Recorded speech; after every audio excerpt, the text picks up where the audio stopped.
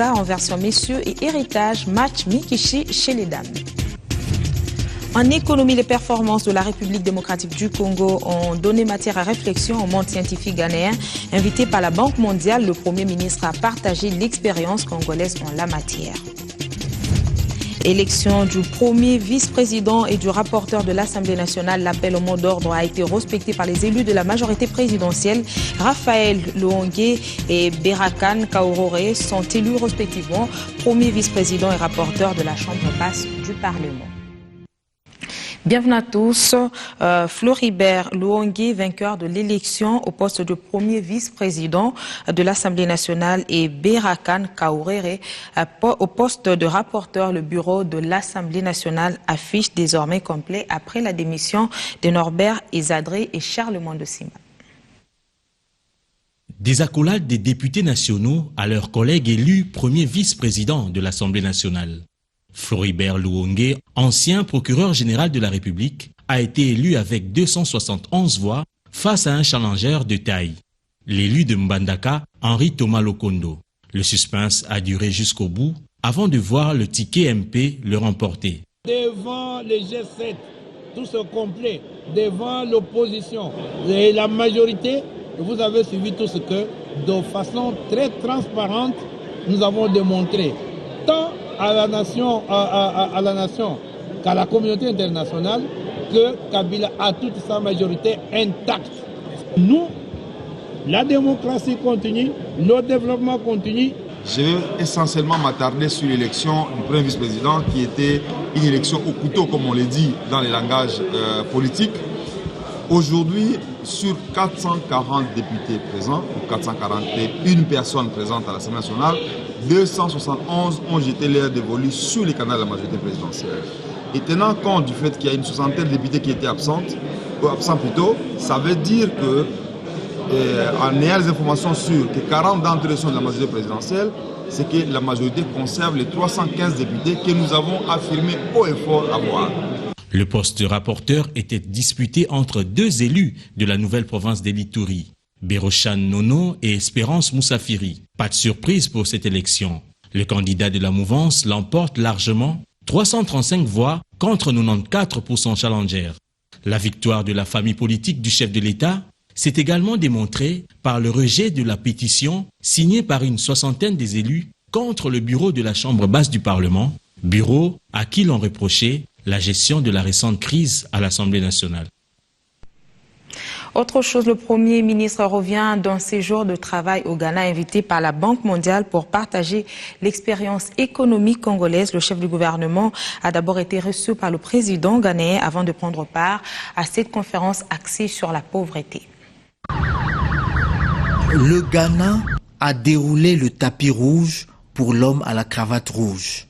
Aussitôt arrivé à Accra, le Premier ministre est allé présenter ses civilités au président ghanéen à qui il a transmis les salutations du président de la République Joseph Kabila Kabange et du peuple congolais. La rencontre s'est déroulée au Flags House, la présidence ghanéenne, en présence du chargé d'affaires de la RDC à Accra, Madame Marie-Jeanne Waikani, et de la délégation congolaise.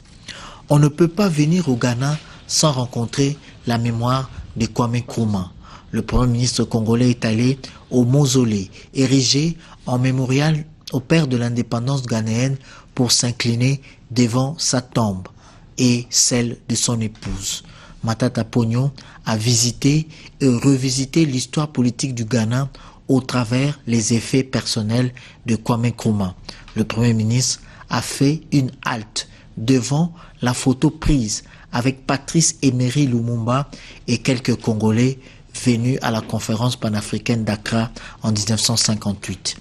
Pour marquer son passage à ce lieu historique, le Premier ministre a consigné dans ce registre sa joie de visiter cet endroit en signe de reconnaissance au mérite de cet illustre panafricaniste. Non seulement il était un soldat pour l'indépendance du Ghana, mais c'était aussi un soldat africain, un homme qui a milité pour le panafricanisme, le progrès de l'ensemble du continent.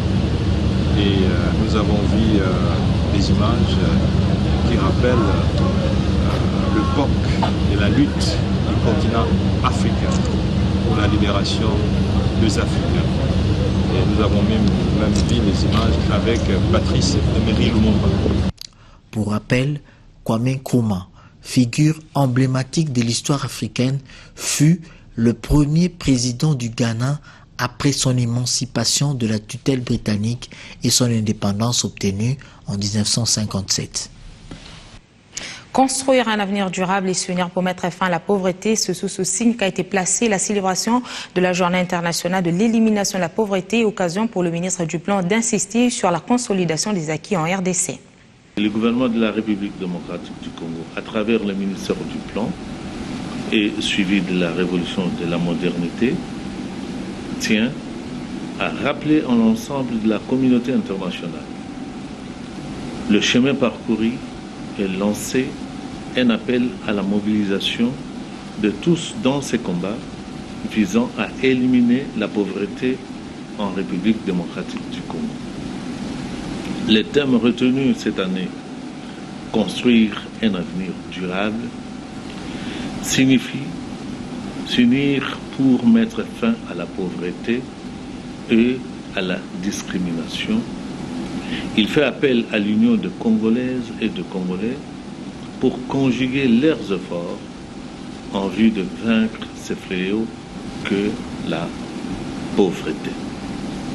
Les objectifs de développement durable, ODD, constituent un enjeu important. C'est dans ce cadre que le gouvernement est en train de finaliser un programme national de stratégie PNS2 2017-2021. L'appropriation du rôle des Nations Unies dans le maintien de la paix et le développement des pays à travers le monde par la population, objectif qui s'est assigné cette institution internationale. Journalistes et autres leaders d'opinion ont été sensibilisés sur cette question lors d'un atelier. Ils ont été pour la plupart témoins de la contribution de la MONUSCO dans le processus de maintien de la paix. C'est une centaine de professionnels de médias congolais qui ont pris part à cet atelier initié par les Nations Unies. Ces hommes et femmes de médias ressortent avec un bagage sur la connaissance des Nations Unies ainsi que sur les efforts de cette institution dans la contribution au maintien de la paix et au développement du Congo. Cette prise de connaissance permettra aux journalistes congolais de sensibiliser la population sur la présence des Nations Unies dans le monde et en RDC à travers la MONUSCO.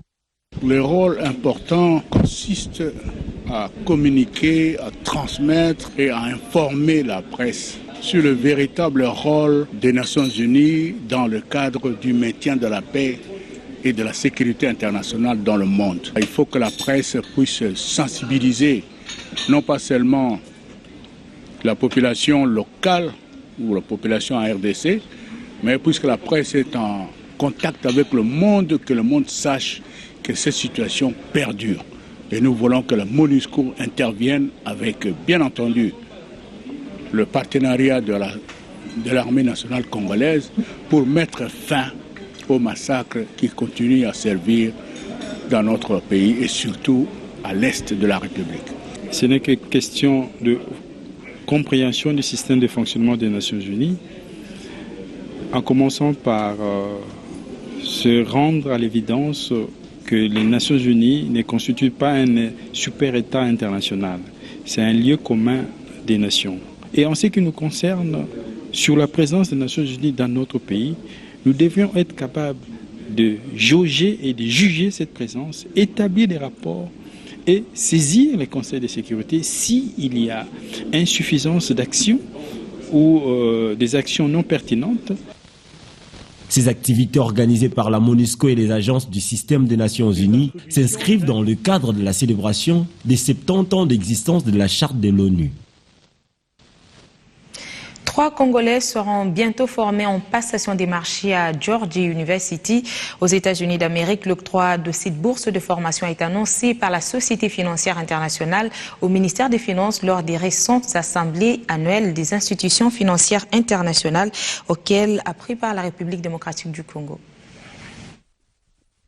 Des forums de haut niveau ont été organisés à l'intention des gouverneurs pays et délégués à ces assemblées annuelles. C'est notamment cette réunion du réseau ministériel de pays francophones, présidé par Amadou Ba, ministre de l'économie et des finances du Sénégal. Les membres de l'OIF, Organisation internationale de la francophonie, ont longuement planché pour déboucher sur un texte, mieux une voix qui devrait être portée à la réunion COP21 de Paris au mois de novembre prochain sur le changement climatique. Sur le plan bilatéral, le ministre des Finances s'est entretenu avec la directrice générale du Fonds vert climat. Henri Yavmoulang a présenté les plans d'investissement RED+, de la RDC dans le cadre de la lutte contre le changement climatique et sollicité pour ce faire l'intervention de son institution pour combler les gaps de financement évalué à 700 millions de dollars américains. Madame Stella a exhorté la RDC à travailler avec les agences accréditées pour faciliter l'accès aux ressources de ces fonds.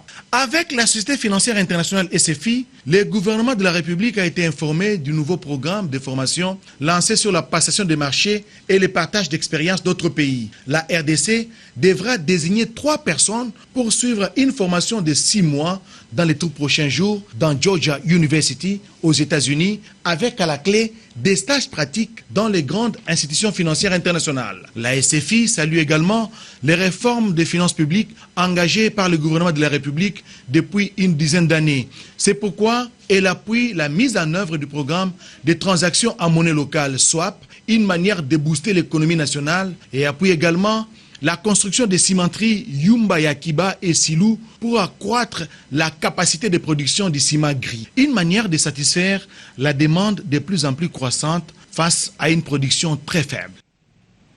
Parlons sport, 32e édition de la Coupe du Congo de handball. Tout se joue cet après-midi au terrain annexe du Stadium des Martyrs de la Pentecôte. JSK joue contre ACO. Chez les messieurs et chez les dames, Héritage affronte Mikishi. C'est pour la 5e fois que les deux clubs se rencontrent en finale. Les vainqueurs de cet après-midi iront représenter la République démocratique du Congo aux compétitions africaines 2016. C'est la fin de cette édition d'actualité. Madame, Messieurs, nous vous disons merci de votre fidélité.